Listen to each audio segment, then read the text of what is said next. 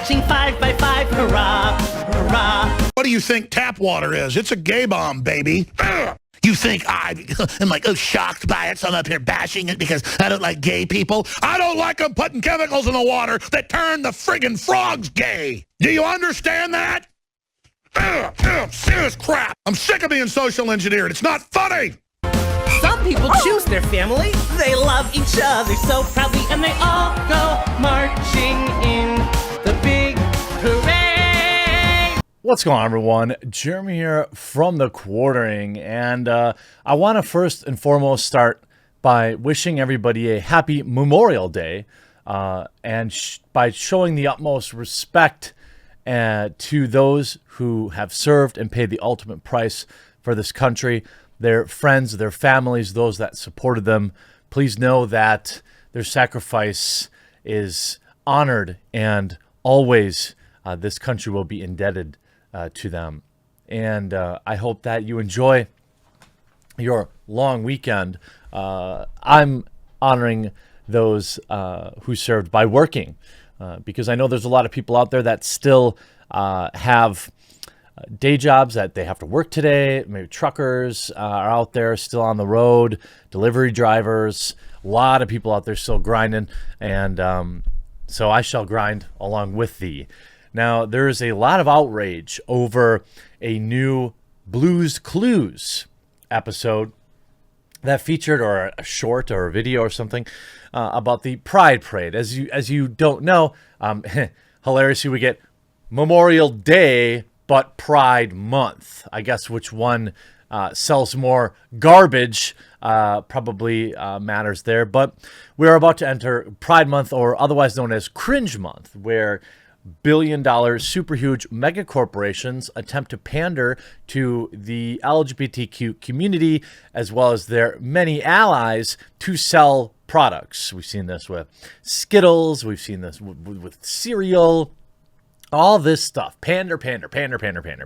They don't really care. If you think that Nike cares, I've got a bridge to sell you. It's like that famous meme where they're like, hey, F capitalism, and then the same person's on the other side with like a rainbow flag, and they're like, oh, that's what this whole month is. Now, I think there's always a fine line. I think society as a whole, I believe, at least in the West, I should say, is largely accepting of the LGBTQ community. There are pockets of people that are intolerant, and that sucks. But the reality is, I don't think, I think this, the West has come a long way in terms of tolerance and things like that. That said, one area of major contention is when you're talking about putting this kind of programming in children's television shows, in particular Blue's Clues. Caused a lot of outrage because, they put a warning in front of Disney rides. They put a warning in front of all their Disney movies. But, there was no warning in front of this episode in case parents wanted to be there with their children and observe exactly what was going on. Now, it was an episode or a video featuring a famous drag queen. Obviously, I don't know who that is, but apparently it's a famous drag queen carrying what appears to be a BLM scepter and a wide variety of LGBTQ animals. And they sing a song about pride and all this kind of stuff. Look, I don't have a strong opinion one way or another. I wouldn't be letting my kids watch anything that modern television had to offer these days because I don't trust any of it. I don't think there's anything wrong with preaching tolerance whatsoever, but there is a questionable, there is an ongoing debate right now in terms of how much should we be showing kids? How much should we be worried about, programming children? And I think that's a reasonable conversation to have. I think parents, bear responsibility in what they let their children watch. And to be honest, I'd probably be more likely to let my kids watch anime than anything produced in the West right now. because you just never know. Blue's Clues put out this episode, which of course is by far their most popular video in a very long time, and you can see that it is quite divisive, receiving 31,000 upvotes but 15,000 downvotes. And throughout the video, you have this Nina West character who is a famous drag queen. Okay, good for her. But then you have weird stuff like, you know, the BLM fist and you know, all sorts of things that a lot of children probably either don't know about, don't need to know about, or aren't ready for. And I think that I understand why parents might be upset about this. But, you know, the mainstream media, of course, loved it. You see, of course, Mary Sue. Blue's Clues hosts a Pride Parade sing-along with drag race's Nina West. Wow. If you're looking for a fun, kid-friendly way to celebrate Pride, then Nickelodeon's and Blue's Clues have just the ticket. Now, we've seen Nickelodeon venture far more into the politics side, releasing cringe like Nickelodeon News, where they talk about white privilege and things like that. I don't think that we should be imposing these ideas on young children right now. First of all, they don't understand it. They can't understand it. And second of all, you know, I don't think that a cartoon is the best way to have that conversation, but that's just me. You know, some parents think it's fine. 31,000 parents like that video. Blue's Clues, the long-running kids show, staged an animated Pride Parade sing-along hosted by Nina West using the tune "The Ants Go Marching." West, sings afloat by showcase a parade of animals representing the LGBTQIA+ community spectrum. There are non-binary dolphins, trans beavers, bi sheep, and a host of animals with various disabilities. Now, I do think that a message of inclusion, like, look,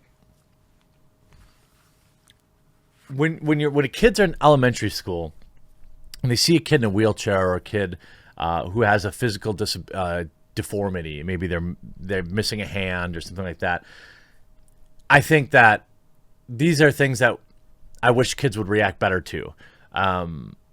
You're young, you see somebody different, and so what's natural is they get ostracized and discriminated against by the other kids, which sucks.